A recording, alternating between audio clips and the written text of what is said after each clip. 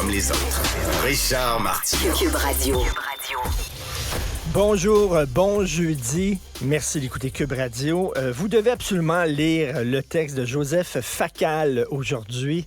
C'est sur les châtiments corporels et il parle d'un texte qui est paru sur le site internet du journal Le 24 heures. C'est paru le 30 avril et on y rapporte que selon les données d'une firme de sondage de 2021, 52% des Américains, tout groupe confondu, estime qu'il est parfois nécessaire de discipliner les enfants avec une bonne fessée.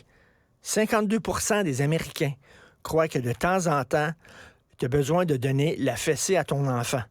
Et là, il dit ce pourcentage monte à 65% chez les personnes noires. Et là, on dit, et ça, il y a plusieurs études qui ont été faites, entre autres dans la communauté haïtienne, où le châtiment corporel est plus utilisé.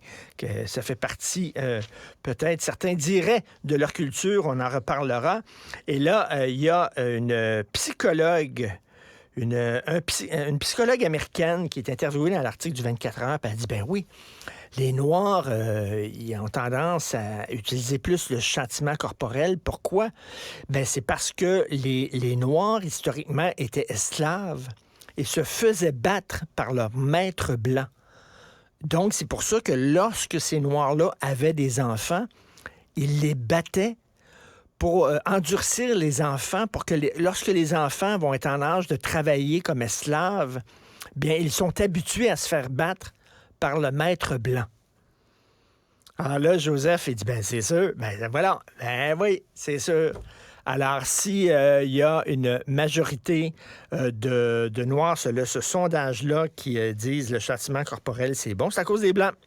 C'est à cause des Blancs. C'est tout le temps, à un moment donné, s'il y a un problème quelque part, c'est toujours à cause de la culture occidentale blanche. C'est un texte à lire et il dit, ben oui, c'est ça. Et ça me fait penser, le 21 février dernier, sur le site de Radio-Canada, il y avait un texte qui s'intitulait « Une approche en protection de la jeunesse propre à la communauté haïtienne ». Et dans ce texte-là de Radio-Canada, on disait que les intervenants de la DPJ sont trop vite sur la gâchette lorsqu'ils font des interventions auprès des familles haïtiennes. Ils manquent de sensibilité culturelle, dit le texte. Ils ont tendance à retirer trop vite les enfants de leur famille. Par exemple, et ça, c'est pas moi qui dis ça, c'est le texte de Radio-Canada. Les intervenants de la DPJ ne savent pas que certains Haïtiens ont tendance à dramatiser, à exagérer les choses qui sont pas graves. Donc, mettons, si un enfant haïtien dit « ben mes parents me battent », la DPJ arrive puis retire l'enfant de sa famille. Là, sur le site de Radio-Canada, il dit « non, c'est parce que, tu sais, quand l'enfant dit « mes parents me battent », les Haïtiens ont tendance à exagérer. » C'est pas moi qui dis ça, là. C'est le site de Radio-Canada. En disant « les intervenants de la DPJ devront en prendre pour en laisser quand ils ont des plaintes de la part d'Haïtiens. » Et là, je cite encore le texte de Radio-Canada. Là, c'est pas moi qui dis ça. L'autre particularité de la culture haïtienne est celle des châtiments corporels. Et là, il y a un travailleur social, Stevenson Dorsina, qui est interviewé. Il dit, culturellement, chez plusieurs personnes, les châtiments corporels, c'est quelque chose de normal chez les Haïtiens. Et selon lui, selon M. Dorsina, ça ne signifie pas nécessairement qu'ils sont de mauvais parents. Donc, s'il y a des parents haïtiens qui battent leurs enfants, il ne faut surtout pas les culpabiliser parce que les châtiments corporels, ça fait partie de leur culture.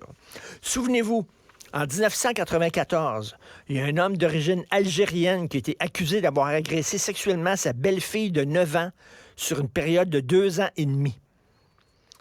Dans son jugement qui a été rendu le 13 janvier 1994, la juge Raymonde Véro de la Cour du Québec a déclaré l'accusé coupable de 4 chefs d'accusation. La peine maximale infligée dans ce type de crime, c'était 10 ans. On rappelle que la petite fille avait 9 ans. La peine maximale, c'était 10 ans, mais la juge Véro a décidé d'infliger une peine d'emprisonnement de 23 mois. 23 mois, même pas 2 ans, alors que c'était 10 ans. Pourquoi? Parce que la jeune fille, je suis désolé de vous dire ce détail-là, mais la jeune fille était sodomisée. Et la juge Véro disait qu'en sodomisant sa jeune victime, au lieu de la pénétrer dans le vagin, l'homme, qui était algérien, avait fait en sorte que celle-ci puisse préserver sa virginité. Et là, je cite, « ce qui semble être une valeur très importante dans leur religion. » On peut donc dire que, d'une certaine façon, l'accusé a ménagé sa victime. Chris, une juge qui dit ça. Ouais, mais il l'a enculé. Fait qu'au moins, elle a encore son hymen, puis c'est important dans sa religion qu'elle garde son hymen, donc quand même, il a ménagé sa victime. Ça, c'est fou, ça. Et là, elle a pris en considération supposément des traits culturels, en disant, oui, mais c'est un Algérien, donc... Oui, mais tu sais, c'est un Haïtien, donc il a battu ses enfants, c'est correct, ça fait partie de leur culture. C'est quoi cette affaire-là? À la limite, là, c'est du racisme. C'est du racisme. Il y a plein, je veux dire... 99,99999% des Algériens, ils violent pas leurs enfants. Il y a plein d'Haïtiens qui ne battent pas leurs enfants. Mais de dire, ah oui, mais c'est un trait culturel chez eux, moi je trouve que c'est de l'antiracisme raciste.